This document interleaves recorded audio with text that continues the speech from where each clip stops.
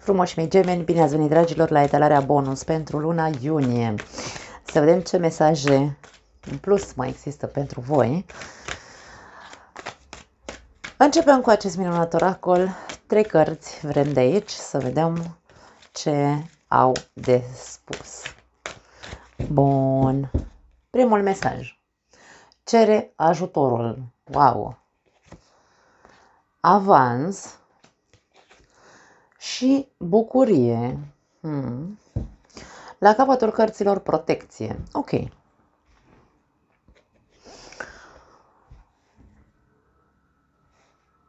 Simt gemeni care vor să dea un mare pas, să facă un mare pas în viața lor. Vor să spargă un zid. Vor să treacă dincolo de ceea ce au în viața lor în momentul de față.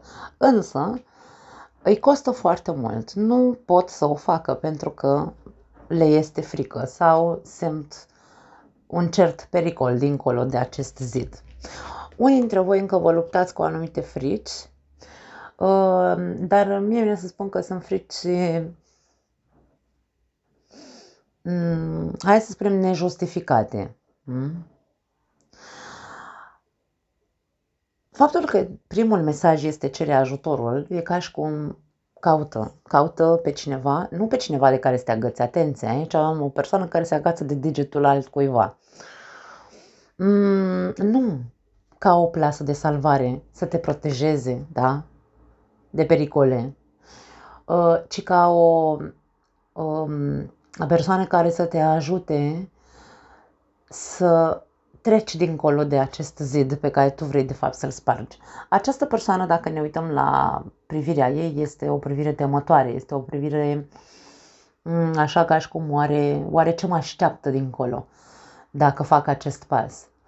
Indiferent ce vreți să faceți în această perioadă, ce avans vreți să aveți, nu știu, ce vă impulsionează, sau nu impulsionează, nu e corect în românește, impulsează cumva așa, să faci un pas, să ieși din zona ta de confort, între ghilimele, chiar dacă ți-e frică, fă-o, e ca și cum fă-o. Bucură-te de proces, pentru că te poate duce undeva unde tu nici măcar nu îți poți da seama din cauza acelor frici sau acelei zone de confort în care te simțeai protejat. Cere ajutorul cuiva care îmi vine să spun, cere ca cineva să-ți dea un șut în fond. Mie asta îmi vine să zic aici. Nu știu de ce simt asta pentru gemeni.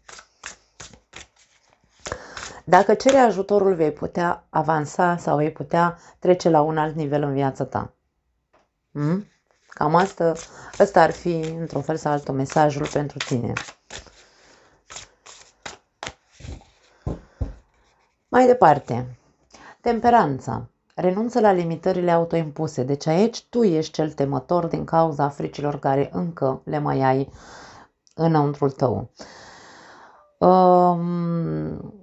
E ca și cum aici este o lună în care geamonul trebuie întâi să-și învingă fricile, limitele și să aibă curajul sau să ceară altcuiva să-i dea un șut în fund, să-l oblige cumva să facă acel pas.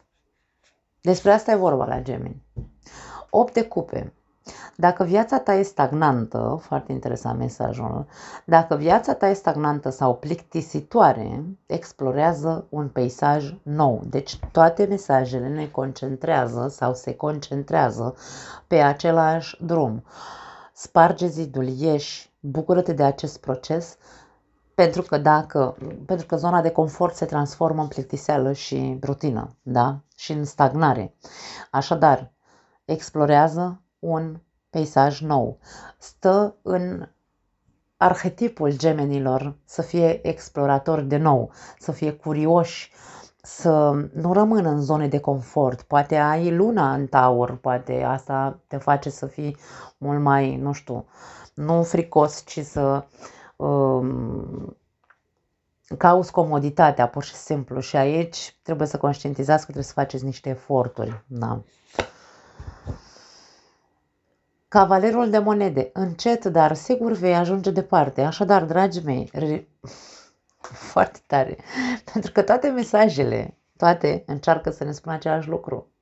Bucură-te de proces. Încet, dar sigur vei ajunge acolo. E important să faci primul pas. Nimic mai mult. La capătul cărților avem magicianul. Ia uite, tu ești aici, magicianul. Mercur este guvernatorul vostru și Mercur este considerat ca fiind magicianul în tarot, da? Ai toate armele pe masă, toate energiile, nu toate armele, că sunt prost înțeleasă după aia. Ai tot ce ai nevoie pentru a face orice vrei. Nu orice vrei așa ca să mergi ca o capră prin această viață, ci să faci ce e bun pentru tine. Magicianul, ca energie, este încredere totală în forțele noastre, în forțele de manifestare, bineînțeles, da? Nu că mă pun eu aici, nu știu, cu ego-ul de 500 de tone, nu înseamnă că trebuie să fac ce vrea buricul meu, înseamnă că eu am un mare potențial, pentru că magicianul înseamnă potențial, am un mare potențial să manifest ceea ce eu îmi doresc bun pentru mine, bineînțeles, da? Da. Mai departe, îngerii iubirii. Să vedem ce au de spus în ceea ce privește partea amoroasă.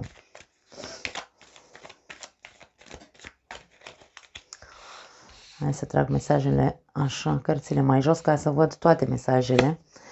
Compromis. Interesant, complicat cu compromisul. Poți să iubești fără frică, ți se spune. Și chimie. La capătul cărților avem flirt. Pentru cei care aveți o relație, dragii mei, vi se cere mult mai mult compromis față de partenerul de viață. Adică să fiți mai atenți, mai iubitori, să nu vă mai fie frică să vă iubiți partenerul de viață. Să nu vă mai fie frică să vă deschideți din punct de vedere emoțional față de partenerul de viață. Deschideți inima pentru a da și a primi această energie cea mai înaltă dintre toate, adică iubirea. Gemenii au nevoie să-și deschidă mult mai mult sufletul față de cel de lângă el. Încercați să începeți, da? Spargeți zidurile inimii tale, da? Sau a sufletului tău și începe să flirtezi din nou cu partenerul de viață, să aduceți din nou chimia între voi doi, dacă s-a pierdut într-un fel sau altul din cauza stagnării și a plictiselii și a rutinei și așa mai departe, da? Faceți încet, încet pași către celălalt. Wow! Dacă nu puteți și nu știți, cereți ajutorul. Ori mergeți la terapie de cuplu, ori te duci doar tu la terapie, ori cere ajutorul partenerului și îi spui din suflet ce se întâmplă cu tine, care sunt limitele tale în ceea ce privește, sau părerea ta în ceea ce privește relația voastră. Deschideți-vă, dragii mei, nu mai stați pe protecție. Partenerul de viață nu este sau nu ar trebui să fie, să-l vedem ca pe un pericol. Asta pot să spun. Se poate citi viceversa, bineînțeles, în cazul în care vorbim despre cupluri. Bucurați-vă mai mult, îmi vine să spun, de cel de lângă voi și de relația voastră. Și compromiteți-vă cu adevărat, să vă aduceți din nou între voi sarea și piperul, chimia, dacă vreți, da. Pentru cei singuri, poate că va fi o perioadă în care tu vei flirta cu destul de multe persoane sau multe persoane care vor încerca să flirteze cu tine. Va exista atracție magnetică între tine și cineva, hai să spunem doar o singură persoană, cu toate că aș putea să spun că e posibil pentru unii dintre voi. La Gemeni întotdeauna apar câte doi. Din doi în doi așa apar persoanele. E inevitabil, da? Și ți se spune că poți să iubești fără frică. Încearcă să fii mai serios în ale iubirii. În cazul în care, de exemplu, ești un geamăn tipic care fuge de compromis, pentru că, în general, gemenii, ca să ne înțelegem, nu doar gemenii, pentru că niciun geam nu e ca celălalt în primă, nu în primă instanță, ca bază, niciun geam nu e ca celălalt, însă semnele de aer, ca voi, gemenii, balanțele și vărsătorii, sunt în general persoane care au nevoie de aer, da? Nu e că nu se compromit, însă au nevoie de spațiu. Dacă tu ești tipicul geamăn care fuge de compromis pentru că există o parte de fugă de compromis, aici poate fi din cauza fricilor. Și aici cere ajutorul, singurul lucru pe care ți-l recomandă această etalare este să mergi să faci terapie ca să poți să găsești răspunsuri în tine de ce fugi de compromis. Nu pot să spun altceva, pentru că aici ai foarte multă chimie și foarte mult flirt în ceea ce te privește. Așadar, poate că iubirea pentru tine are ca bază doar aceste două secreții, ca să zicem așa, da? Chimia, hormonal, da? Și aici e vorba despre nu, iubirea sau o relație serioasă nu înseamnă doar asta. Trebuie să faci terapie ca să poți să reușești să-ți deschizi inima, ca să poți să începi să oferi cu adevărat și să te poți compromite cu adevărat. Pot apărea persoane doar pentru flirt și pentru lucruri fizice, da? Pentru aventuri, aș putea să spun. Dacă tu nu faci, nu ai clar. Acum altceva, dacă sunteți gemeni de genul care căutați o relație serioasă și către voi vin doar persoane care vor doar fizic să fie cu voi, aici e vorba despre dacă tu simți că acele persoane nu vor altceva de la tine decât să te aibă pentru o noapte, e ca și cum taile macarona, da? Taile macarona pentru că dacă tu cauți un compromis, nu ai ce să cauți chiar dacă te simți atrasă, da, ca persoană de celălalt, nici măcar nu intra în această fază de flirt și de cucerire de genul hai să ne culcăm amândoi ca să vedem dacă așa te fac să te compromiți. Nu, pentru că există persoane care caută doar sex și atât, da. Deci aici e vorba despre asta. Nu pot să zic altceva. Hai să vedem mai departe alte mesaje pentru voi.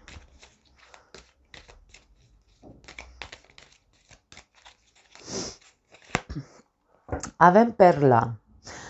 Ascuns, ceva ascuns. Ce ascunzi în tine?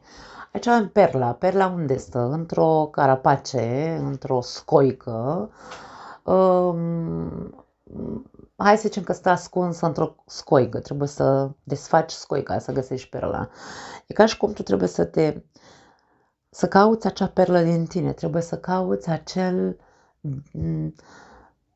nestemat în tine. Unde în sufletul tău scoica are aceeași formă, nu forma de inimă, însă așa ceva, cumva, dacă ne imaginăm, poate avea o formă de inimă. Și este închisă, da? În momentul în care avem frici, nu deschidem acea carapace ca să iasă acea nestemată. O ținem acolo ascunsă, nu o mai ține ascunsă.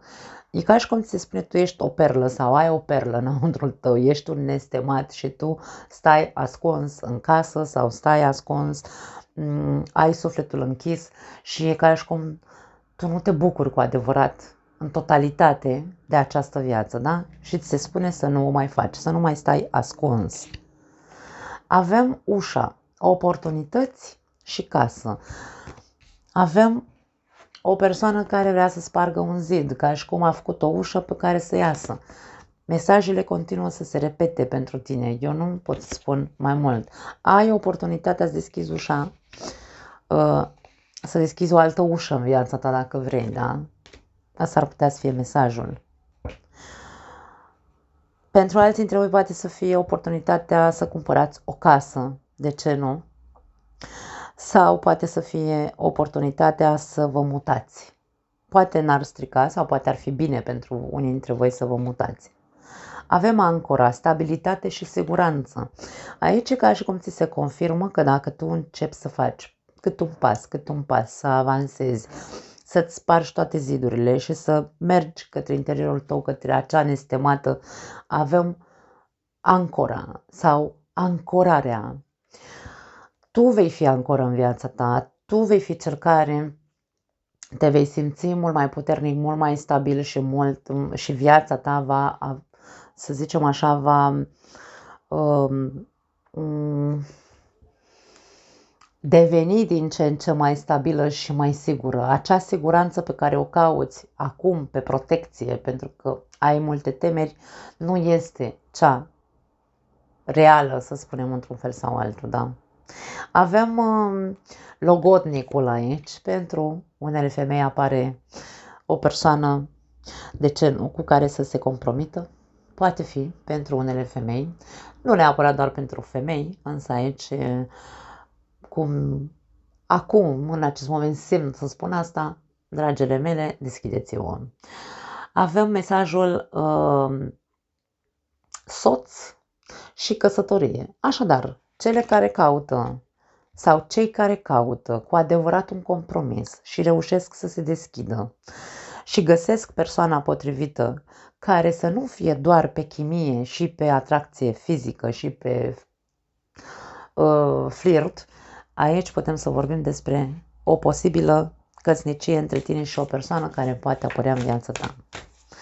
Pentru cei care aveți o relație, faptul că vi se spune să vă compromiteți mai mult cu persoana de lângă voi, să o iubiți sau să-i arătați, să vă apropiați de ea, să vorbiți, să vă vulnerabilizați și să îi spuneți toate fricile voastre, să faceți în așa fel încât să începeți din nou să flirtați, să se aprindă focul între voi din nou. Aici vorbim despre ca și cum era, îmi vine să zic, amintiți-vă. Ui, pardon, încep să sughez. Sper să mă lase să termine talarea. Cum era când erați iubiți? Pentru că aici avem iubitul, da? Logotnicul. Cum era relația voastră? Cum erați voi doi când erați iubiți? Încercați nu să vă comportați la fel, însă aduceți-vă aminte de toate acele senzații și de ceea ce făceați fiecare dintre voi pentru celălalt ca să se simtă iubit, cumva îmi vine să zic. Hai să vedem alte mesaje pentru voi.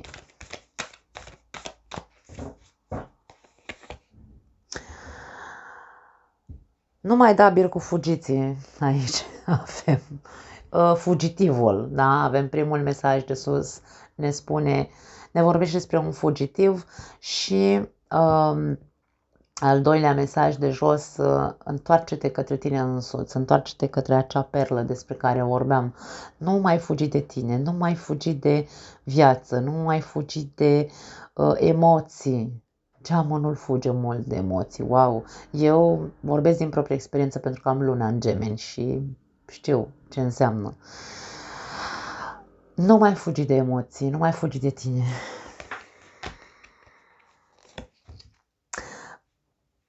Ce părere ai sau cum ți se pare acest final fericit? Nu aș spune că unii dintre voi ați finalizat ceva în ultima perioadă, nu aș spune asta. Însă poate fi vorba despre... Hai să ne punem imaginația la muncă un pic. Gemenii sunt foarte buni să-și imagineze lucruri și să-și spună povești singuri. Și din nou vorbesc din cunoștință de cauză, da? Cu luna mea în Gemeni. Imaginează-ți un final, un sfârșit. Că este sfârșitul vieții tale de burlac. Că este sfârșitul căsniciei tale, de exemplu, sau a relației tale. Imaginează-ți doar aici, nu vorbim despre să fie cu adevărat. De ce facem acest exercițiu de imaginație? Pentru că aici avem o carte. Această persoană a citit o carte, o poveste, da? Povestea pe care tu ți-o spui, despre o situație din viața lui și se revoltă, acum e revoltat pentru că nu-i place cum s-a terminat povestea sau nu-i place ce citește sau nu-i place ce s-a întâmplat în acea poveste. Imaginează-ți pentru un moment că nu mai există partenerul tău de viață sau că vă despărțeți. Imaginează-ți că nu te vei compromite niciodată, nu te vei căsători niciodată. Imaginează-te că nu o să-ți mai fie frică niciodată. Imaginează-te curajos. Imaginează-te deschizându-te către viață cu bucurie. Imaginează-te făcând pași înceți, dar sigur, către schimbare și întreabă-te cum mi s-ar părea acel final? Mă voi înfuria, voi fi frustrat sau mă voi învrăjbi să schimb acel final? Reflectă asupra acestui mesaj. Pentru că cel mai ușor e să fugim. Să fugim de compromis, cel mai ușor este să fugim de partenerul de viață, cel mai ușor este să stăm în zona noastră de confort, să stagnăm pentru că ne simțim în siguranță acolo unde suntem, chiar dacă nu ne place. Pentru că cu 8-ul de cupe este complicat să pleci, chiar dacă, pentru că este într-un fel sau altul, e plictiseală, însă pleacă doar cei care își doresc altceva și au curaj să plece. Aici această persoană se uită pe geam sau, mă rog, are ușa deschisă, scările sunt în fața ei și ca și cum ușa e deschisă. Aici am avut un mesaj cu ușă, da? Oportunități. Are oportunitatea să plece, dar stă și se uită în zare și zice, e greu până departe, nu? Cumva. E prea lung drumul satisfacției emoționale sau e prea lung drumul pe care trebuie să-l străbat ca să-mi îndeplinesc dorințele și atunci prefer să stau acasă, în zona mea de confort. Asta trebuie să ne dea de gândit, dragii mei. Depinde, bineînțeles, de situația pe care o trăiți fiecare dintre voi. Ultimul mesaj pentru tine. Omoară-ți toți dragonii, omoară-ți aceste frici. Aici avem o persoană care, din nou, avem o casă, în acest caz este un castel aici.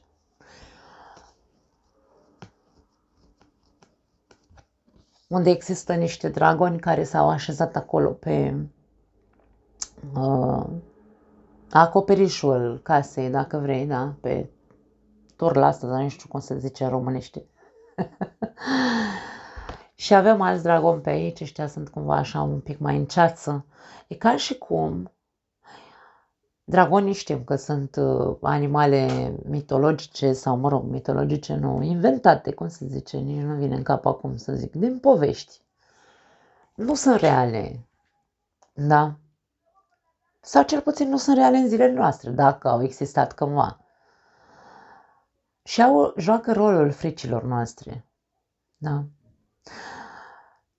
Atâta timp cât eu nu sunt curajos să-mi recunosc fricile și nu vorbim de curaj ca lașitate, da? Deci aici nu punem în oglindă două cuvinte, ci nu îndrăznesc.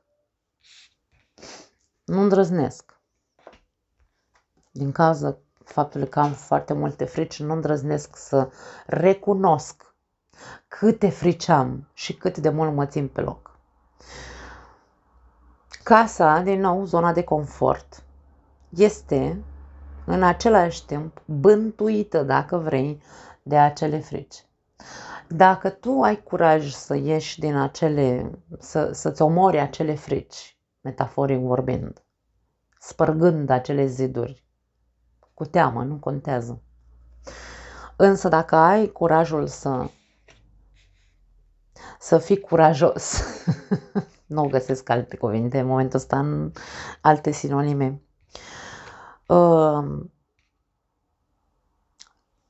vei vedea, cumva vine să spun un alt peisaj. Aici avem un peisaj care pare sinistru. Această persoană, e prima oară când îmi atrage atenția, wow, eu când îmi atrage atenția pentru prima oară un detaliu într-o carte, mă minunez și eu. Avem o persoană care are un picior fals aici. Da, e o persoană care a fost rănită, o persoană care a suferit, o persoană care, practic, ori șchiopătează, nu știu dacă unii dintre voi aveți o problemă de genul ăsta, un defect la corp, mă refer, nu știu, aveți un handicap, poate fi. Și din cauza acestui handicap, nu neapărat să fie la picior, nu contează, în corp, da? Din cauza acestui handicap, tu nu poți să vezi viața altfel, nu poți să vezi iubirea altfel. Și această persoană este atât de curajoasă încât, chiar și fără un picior, cu un picior de ăsta bionic, se duce să-și învingă fericile. Se duce curajoasă către casa ei, pentru că e casa ei. Această casă are acel simbol de cămin, da? Nu casă fizică, ci cămin. Au. La capătul cărților, nostalgia, trecutul ăla, Doamne iartă-mă de trecut. Centrează-te pe acum și aici. Deci tu trebuie să începi să acționezi în viața ta de acum înainte din ceea ce se întâmplă în momentul ăsta în viața ta. Lasă trecutul, da, trecutul a fost urât, poate a fost dureros, poate chiar ai un handicap, insist, poate că ai fugit toată viața ta de compromis și de absolut tot, sau nu, sau poate l-ai căutat toată viața ta și nu l-ai găsit. Însă pentru că te-ai pierdut pe tine, pentru că aici zice întoarce-te la tine, la acea perlă dinăuntru tău care ai ascuns-o, întoarce-te la tine și atunci vei găsi modul să te bucuri de această viață sau te vei bucura într-adevăr de această viață. Însă lasă trecutul acolo unde este locul. Nu pot să spun altceva. Wow, foarte tare talarea voastră. Da. Nu mai am altceva, dragii mei. Vă pup. Ne vedem data viitoare. Ciao.